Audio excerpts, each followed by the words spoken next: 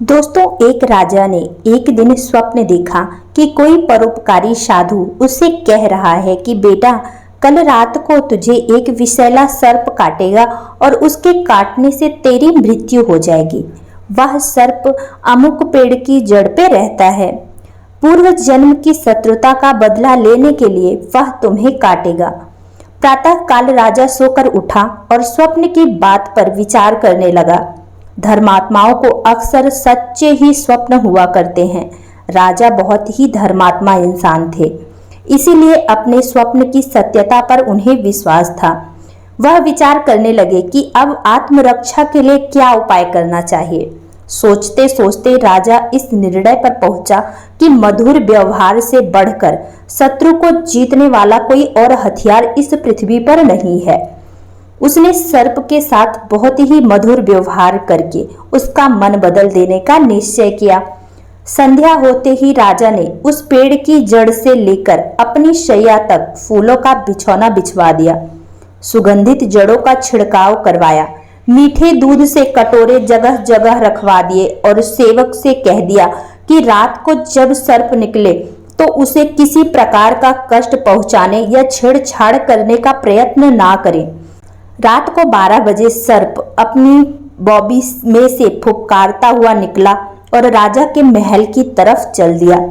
वह जैसे जैसे आगे बढ़ता गया, अपने लिए की गई स्वागत व्यवस्था को देखकर आनंदित होता गया। कोमल बिछौने पर लेटा हुआ, मन भावनी सुगंध का रसास्वादन करता हुआ, स्थान स्थान पर मीठा दूध पीता हुआ आगे बढ़ता था। क्रोध के स्थान पर संतोष और प्रसन्नता के भाव उसके मन में बढ़ने लगे। जैसे जैसे वह आगे चलता गया, वैसे वैसे उसका क्रोध भी कम होता गया। राजमहल में जब वह प्रवेश करने लगा तो द्वार पर देखा कि प्रहरी शस्त्र लिए खड़े हुए हैं, परंतु उसे जरा भी हानि पहुंचाने की चेष्टा नहीं कर रहे हैं। यह असाधारण सौजन्य देखकर सर्प के मन में स्नेह उमड़ आया। सद्व्यवहार, नम्रता, मधुरता के जादू ने उसे मंत्रमुग्ध कर लिया था।